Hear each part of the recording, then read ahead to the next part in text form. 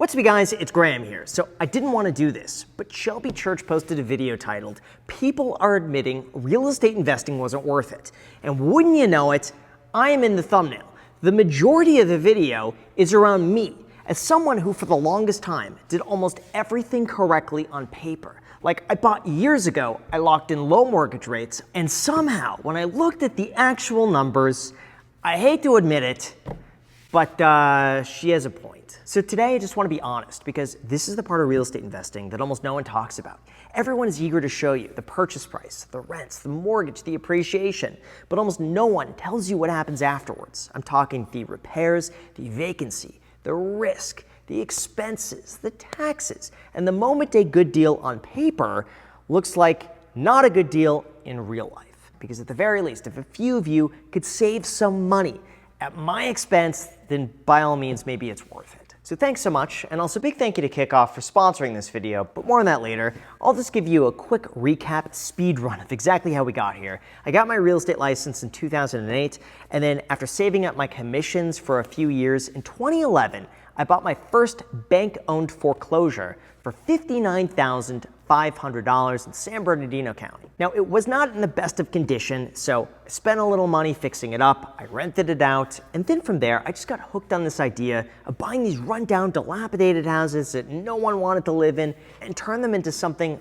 nice and livable. Now, at first, I will admit it worked pretty well, because as a real estate agent, my income increased, I funneled that money back into buying properties, and pretty soon, I had purchased 7 rentals across Southern California, all fixed for 30 years at like 3% interest rates. My rents more than covered my overhead. All of them were making money. All of them had a ton of equity. I fixed up every single one of them, and it was working really well. Like, to give you some real examples here, the first property that I bought for $59,500 is now worth about $400,000. I sold 2 other ones in San Bernardino County a few years ago for a more than 300% return. The home I bought in West Los Angeles for $780,000 is now worth about $1.3 million.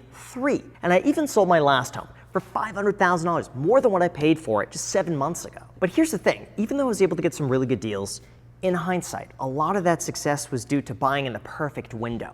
Like, I bought in cheap when rates were really low and rents were really strong.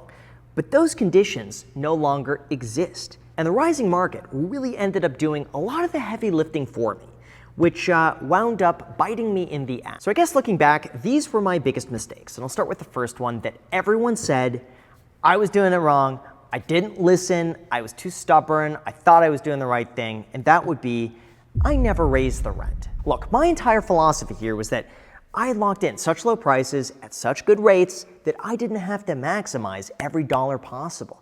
I could just get a good tenant at a lower rent, never raise it, and as long as they paid on time as agreed, I just leave it there. I just want peace of mind. And that worked really well until one day it didn't. See, here's the problem with Los Angeles. A lot of these properties fall under what's called a rent control ordinance, which means you could only raise rent a small amount every single year. And if you don't take that increase, you don't get to make it up later.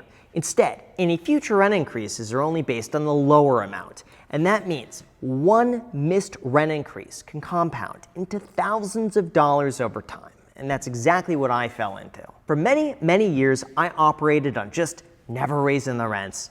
And then 2020 happened. And even though I had fixed rate mortgages, my insurance costs doubled. My repairs went up by 50%. The utilities went up 30%. And all of a sudden, that meant that some years I would literally just break even when one major repair would wipe out the entire year's worth of profits. So I had to raise the rent. Except I couldn't, because the city of Los Angeles imposed a 3-year ban on raising rents. Anyway, by the time I finally did raise rents that 3%, it only covered a fraction of how much my own expenses went up during that exact same time. Now, had I been diligent and raised rent 3% every single year instead of trying to be a nice guy and just give people a break, wouldn't have been such an issue. But you know what, that's on me. I thought I was doing a good deed here and saving people money if I could, but it didn't work out. On top of that, when it finally came time to sell these properties, the lower rents didn't just affect my cash flow, it also affected the entire value of the property. Like, here's the thing, investors usually value these properties based on how much money they make.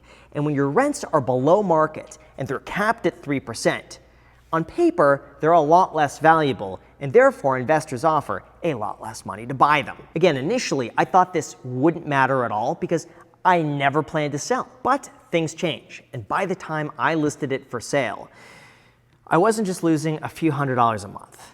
I lost, in terms of a purchase price, about $100,000 because the compounded rent that I could have received over 6 years translated into a much higher sale price that I wasn't able to get because my rents were significantly lower. Now, yes, in fairness, every real estate investor told me that I was an idiot for not raising my rents, and I was an idiot for not listening to them. Okay, fine, that's on me.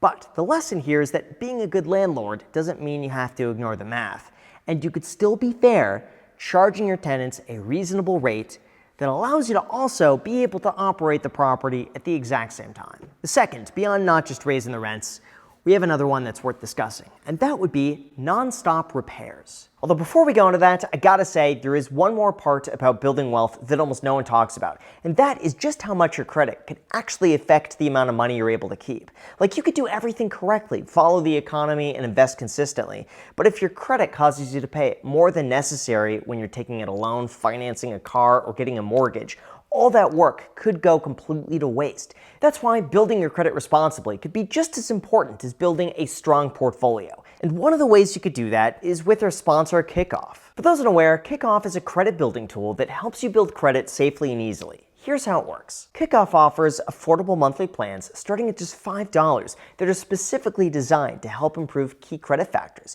including positive payment history and lower utilization. From there, you could build your credit by keeping your account open and making on-time monthly payments. And with AutoPay turned on, your monthly on-time payments to Kickoff are automatically reported to all 3 major credit bureaus. Essentially, this is a line specifically meant to help build credit. It's not money that you could spend elsewhere, and this helps.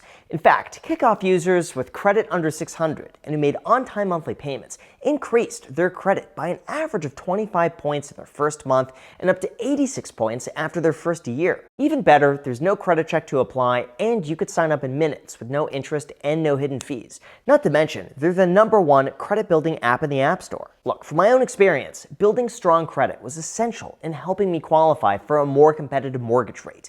Without it, I would likely be paying thousands of dollars more than necessary. Especially now with prices this high, it's crucial that you do everything possible to save as much money as you can. So if your credit's holding you back, check out Kickoff down below in the description, and when you sign up using my link, you can get 80% off the first month, bringing your initial cost down to as little as $1.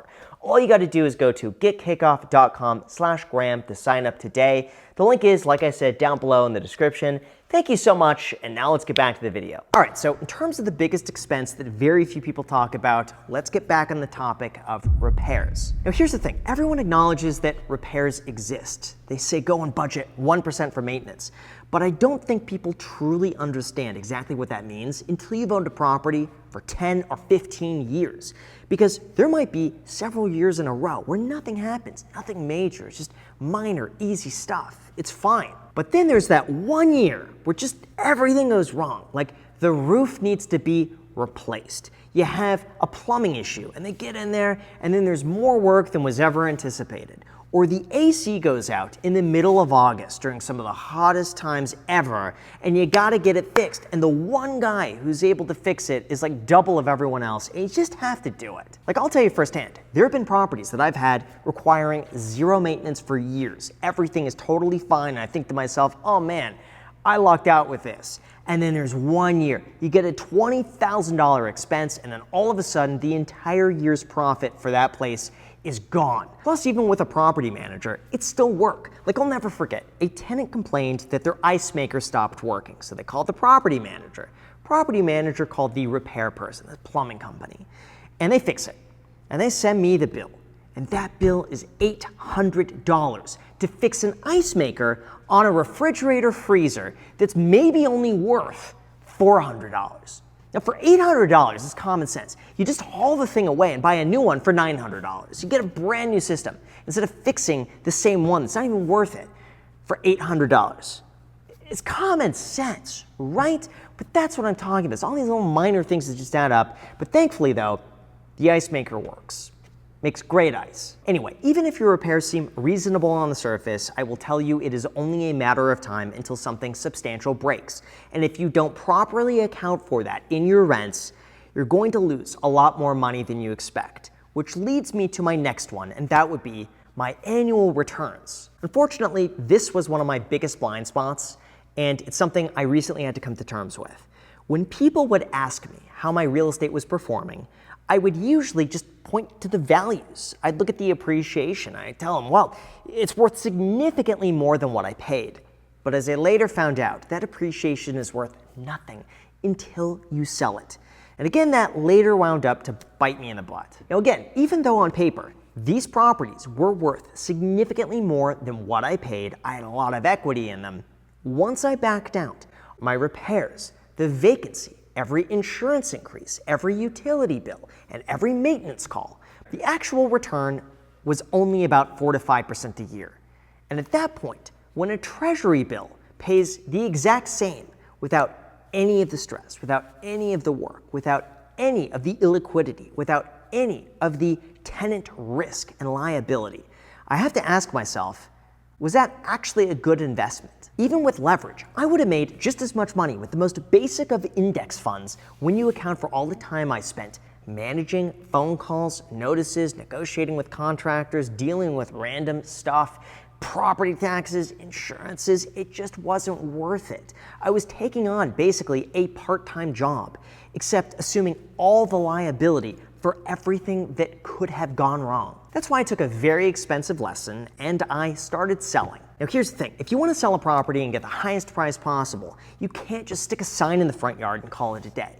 Instead, you have to make that property appeal to the widest demographic possible to try to get the highest price. And that's exactly what I did. Over the last few months between 3 properties, I've spent over $100,000 just getting these places ready to sell, including renovations, staging, landscape, and other miscellaneous expenses to try to get the best possible price, including offering a tenant a voluntary buyout to be able to sell the unit without it being tenant occupied, just so I'd be able to show it. Now, I fully recognize how fortunate I am to be able to do something like that, but for a lot of small mom and pop landlords who are not able to just write a check, selling a tenant occupied property is really, really difficult. Anyway, my point being here is that yes, you could just do the bare minimum and just list it on the market with a sign out in front and try to get offers. But if you want your place to look nice, to get multiple offers, to sell it over asking, you have to do the work up front. You have to make it look really good.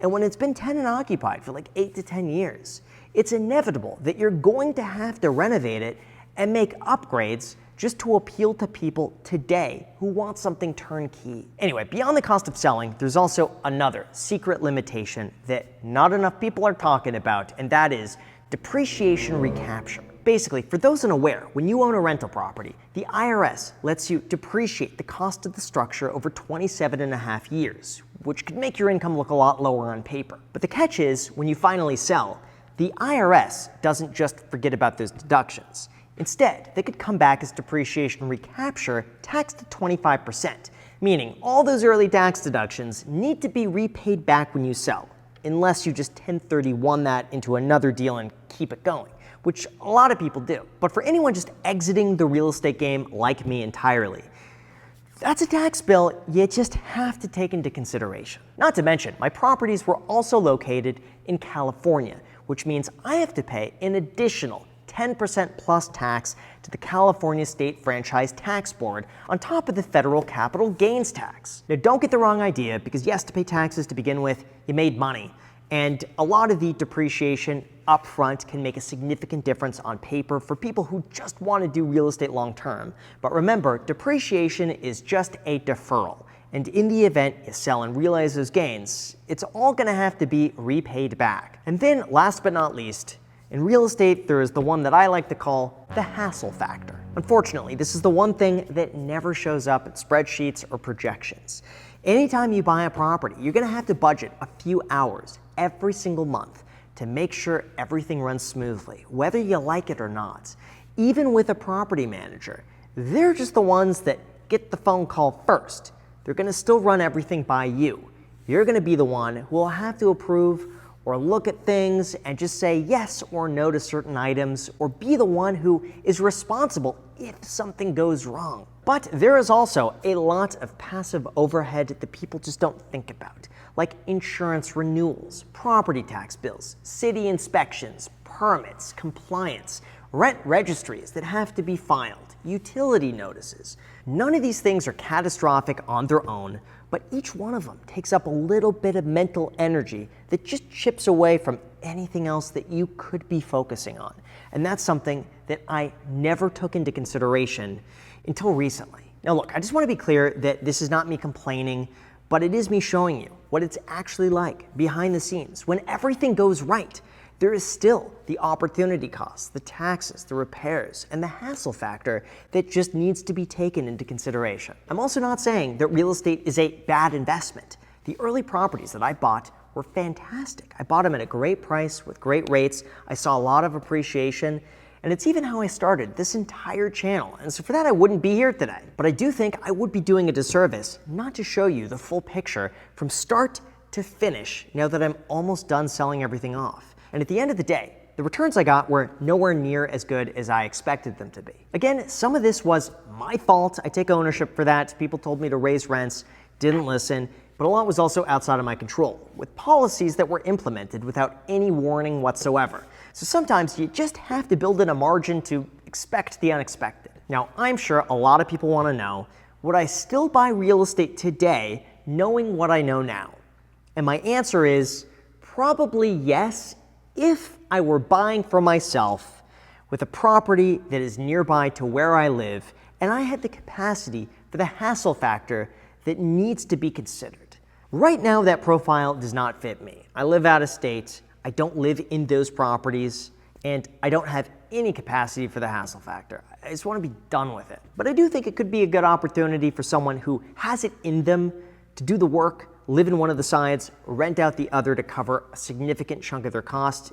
And for those people, I would say it's probably worth it still. Again, that used to be me, but it's just not me today. I just don't have it in me anymore. Now, of course, in terms of my advice for everyone else watching, unfortunately, I hate to say it, but as I learned, if you have a rental property that's under rent control, you have to raise the rents every single year to the maximum allowable that you can.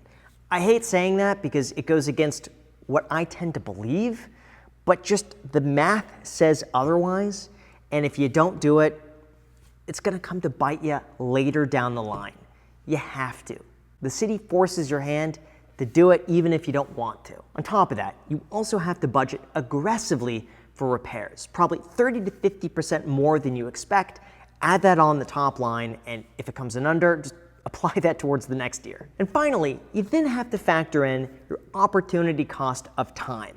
Every phone call, every thought, every management expense, every little thing you do, factor that in and then compare it to what you could be getting doing something like a set it and forget it index fund to really determine, is real estate the right path to take? To me, yes, there is still a world where it makes sense, but a lot of people, I just think, don't realize that it's not fully passive. And instead, what you're really buying is customer service with property taxes. So with that said, thank you so much for watching. As always, feel free to hit the like button, subscribe, and if you want an extra video from me, by the way, every single week, including early access to videos like this, feel free to join as a channel member, and as an extra perk of that, I've started doing channel member financial audits, where channel members could send me their finances and I will rip them to shreds. I will go through your savings, where your money is going, and just critique you. So if that sounds good, feel free to join as a channel member. All the info, I'll include that there where you could reach out to me. Thank you so much, and until next time.